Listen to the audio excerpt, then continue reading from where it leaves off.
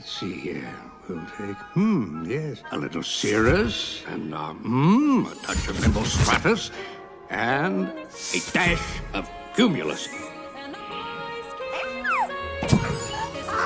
His name is Pegasus.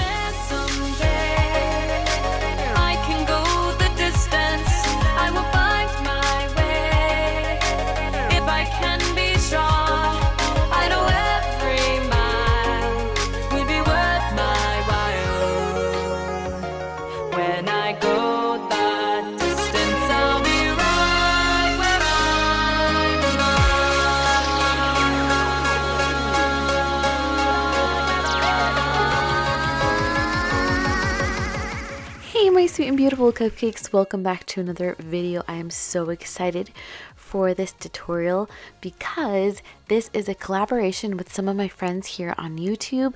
We are all doing videos revolving around the movie Hercules. So I'm going to link everybody's videos down in the description box below. Please go check them out, give them a thumbs up, subscribe to their channels, leave them a nice comment, show them some love, please, please, please. I am so excited. I've been wanting to make this cake for so long. This is actually inspired by the unicorn cakes that I'm sure you guys have all seen. I wanted to make something similar but not exactly like that, and I thought Pegasus from Hercules was perfect for this.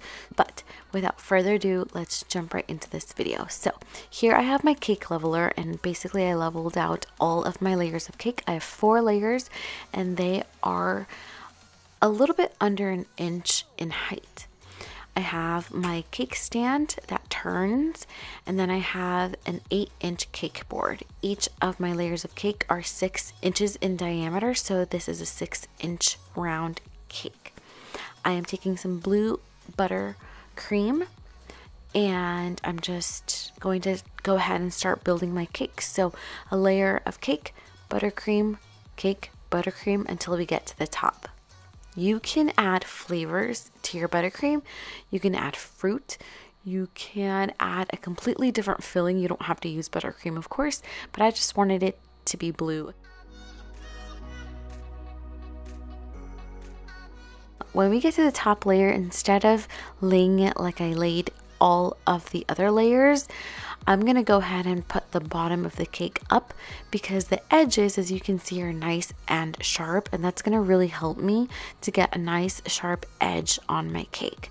So I'm smoothing out all of that frosting, and I'm going to do my first layer of buttercream, which is my crumb coat. So a crumb coat is the first layer of frosting, and it's going to catch all of the crumbs so that when you put on your final layer of buttercream, that layer is nice and clean, and there's no crumbs in it. So I smooth out the sides of the cake first, and I use a straight spatula. I love this spatula because it has a 90-degree angle, which helps me get nice sharp corners at the bottom of the cake. You can also use a bench scraper if you like. It's basically the same thing. And I go ahead and start by smoothing out the sides, and then I work on the top, working from the outside in. I take a wet paper towel, and with my finger I just clean around the cake board so that there's no crusty bits of buttercream left on there. So I put this into the fridge for about 15 minutes or until it's nice and dry to the touch, and then I take it back out and do my final layer of buttercream. So when doing a crumb coat and when you are doing your final layer of buttercream, you want to be very generous with the amount of buttercream you put on.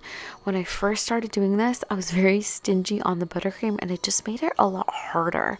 So definitely put a ton of buttercream on this and then take away as you're smoothing, and it's just a lot easier that way. So we smooth out the sides and then the top, and definitely am not a pro at this yet. I still struggle. You can see my cake, especially on top, is not completely smooth, but I'm practicing, and hopefully I'll get to a place where everything is nice and smooth. But for now, we're gonna just leave it as is and move on to the decorations. So for the hair and the wings, you really want to use gum paste. And the reason you want to use gum paste instead of fondant is because gum paste dries hard and it dries quick, where fondant dries a bit slower and it just takes a very long time for it to dry hard. When you think about it, and once you start making cakes and decorating, you will know what to use each thing for. But when you think about it, we usually cover cakes in fondant. The reason for that is because fondant stays soft for longer. And so when we're trying to make decorations that need to stand up or hold their shape, fondant would not be the first choice. We would want to use gum paste for that. So for the hair and the wings, definitely use gum paste. I made a big oval out of the gum paste for the hair, and then I cut out a rectangle. You just want to make sure it's a 90-degree angle because this is going to be going on top of the cake, and the top of our cake is nice and sharp and a 90-degree angle. So I cut slits into the hair, and then I just made some indentations for it to look like hair on both sides because both sides will be visible.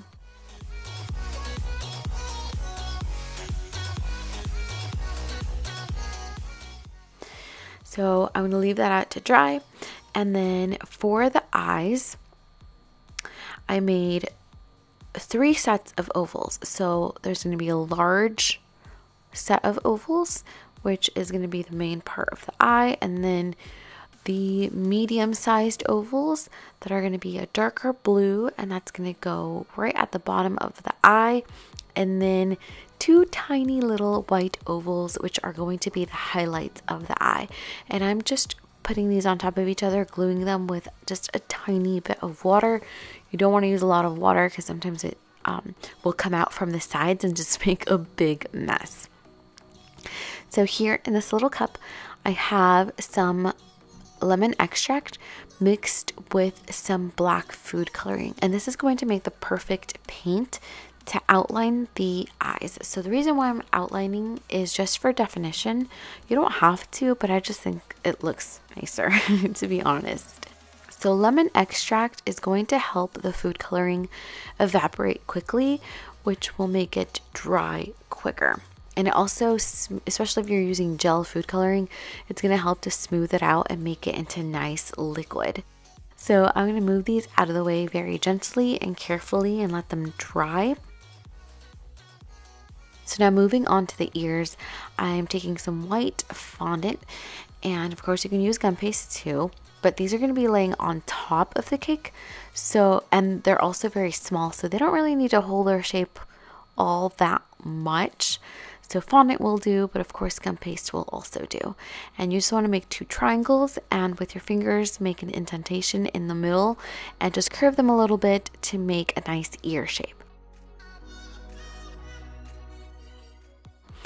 So I actually put some skewers into the hair pieces to stabilize them. I really want these to stand up nice and straight. So the skewers not only help them hold their shape, but it really stabilizes them into the cake so that if you're traveling with this or moving the cake around, that hair piece will not fall off. So as you can see, I actually put the hair pieces on in 3 parts, and that is because my hair pieces broke. I made the hair and the wings out of fondant and they fell off of my cake. So I really suggest that you guys make them out of gum paste and let them dry at least overnight so that they really hold their shape. Now, I don't know why I didn't film myself making the eyebrows or the wings, but the eyebrows are very simple.